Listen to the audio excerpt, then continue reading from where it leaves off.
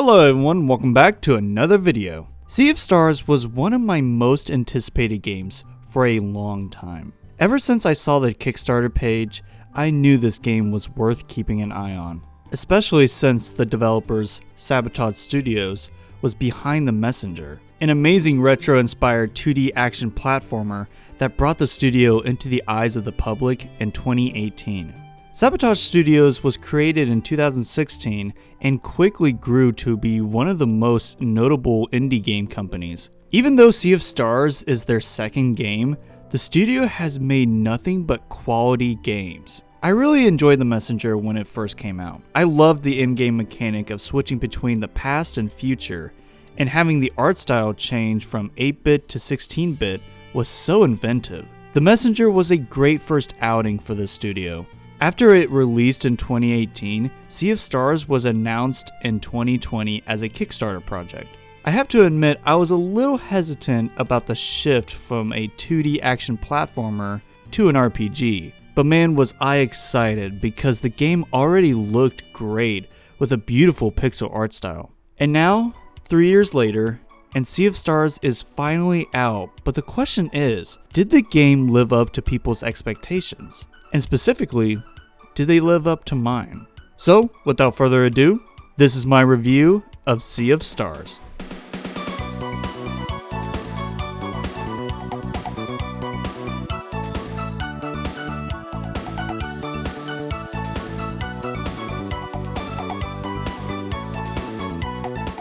Before we start, I will only cover the beginning portions of the game to avoid spoilers, and I will basically cover what was already shown off in the trailers.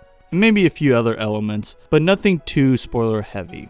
The story starts off with a pair of young Solstice warriors. These warriors are capable of amazing powers. They were each born on their respective solstice.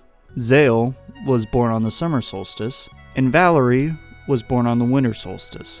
Zale has sun abilities while Valerie has moon-like abilities. Together they make a pretty awesome team with these sun and moon powers. After their training to become solstice warriors, they go on a mission, and the mission is pretty simple: destroy a dweller. An evil entity that threatens to wreak havoc on the world. In fact, it is the last dweller that needs to be destroyed in order for the world to be at peace. Unfortunately for the crew, their simple quest gets more and more complicated as the story unravels. Eventually, your party of characters will grow from your childhood best friend Garl to the mysterious ninja Sarai, and you'll meet even more interesting characters to add to your party. I honestly love the cast of characters, even those who aren't in your main party.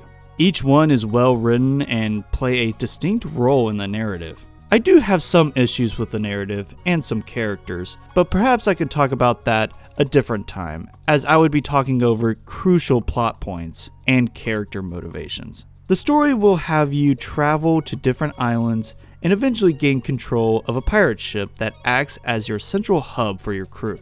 I love what they have done with the world of Sea of Stars. There are different races, species, and cultures that are just so fascinating. They could easily build onto this game with how much of the world they have fleshed out. The fact that there are stories that you can listen to at the campfire, stories that are full of mystery, should give you the hint that this world has more lore than you would expect. It's fascinating listening to some of these stories and then later on encountering elements from that very story. It's an incredible way to get players interested in learning more about this world and its history.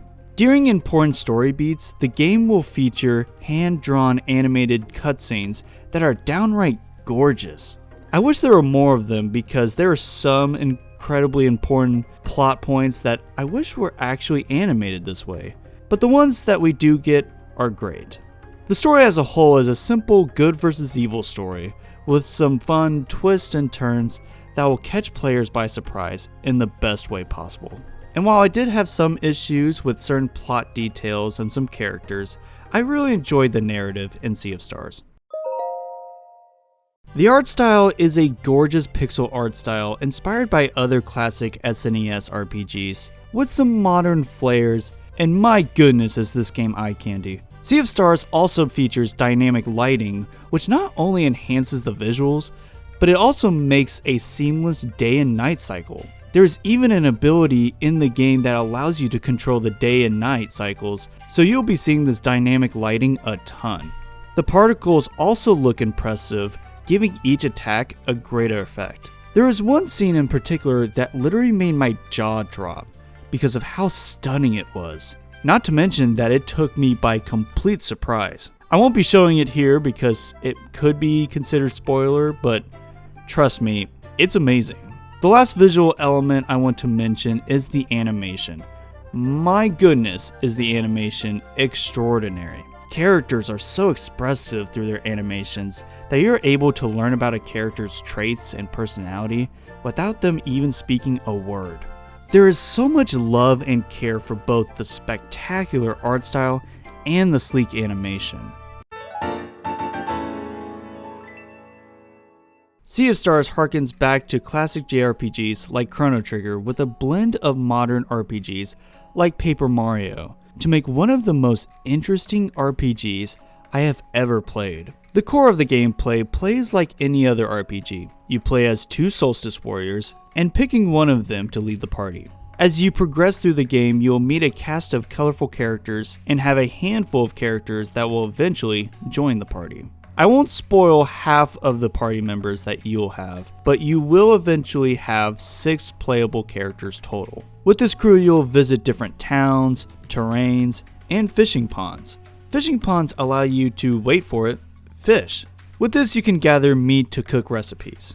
Each pond has a fishing board that tells you what fish are available in that specific pond. Fishing holes like this provide a little break between combat and exploration. The towns you will be encountering can range from small villages to sizable cities, each one containing shops, little side quests, and taverns. In said taverns holds one of the most addicting mini-games, Wheels.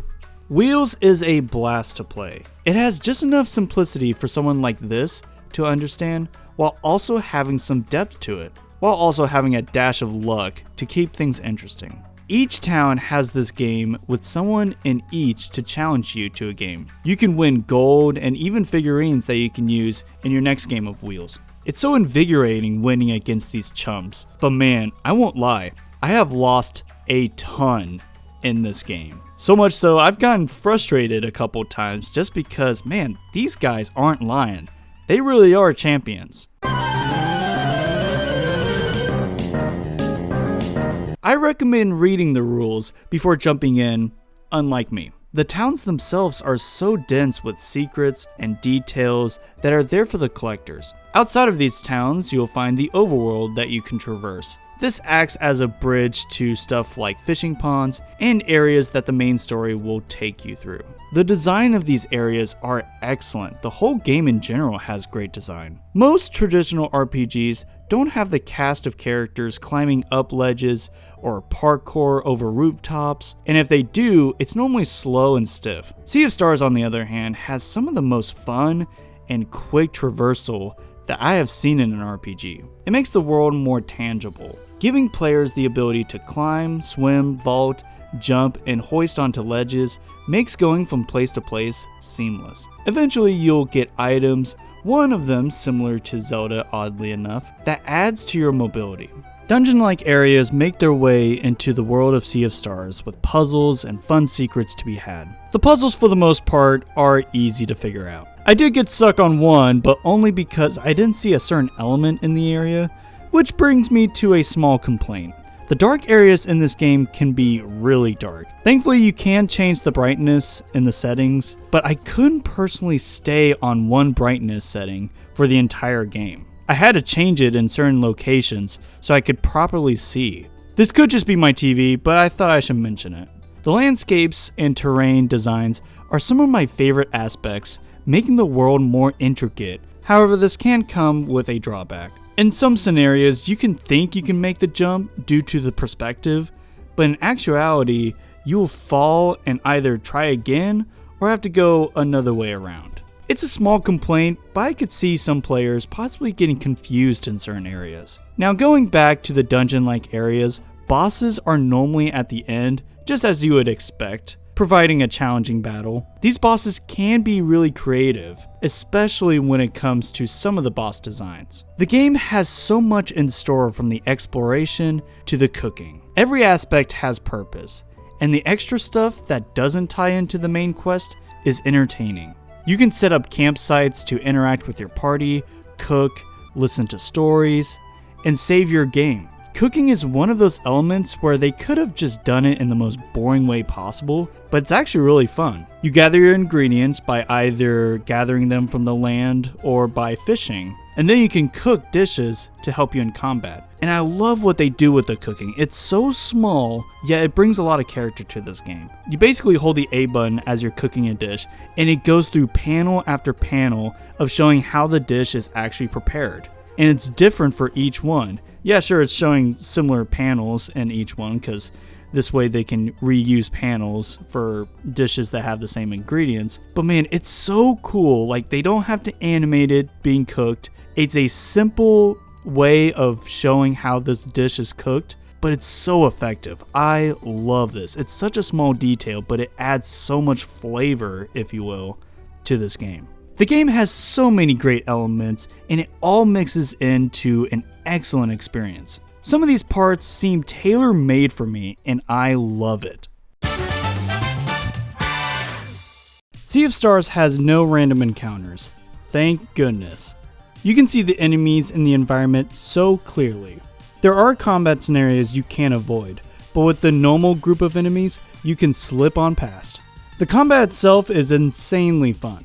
It seems simple at first, but it gets more and more complex as the game continues.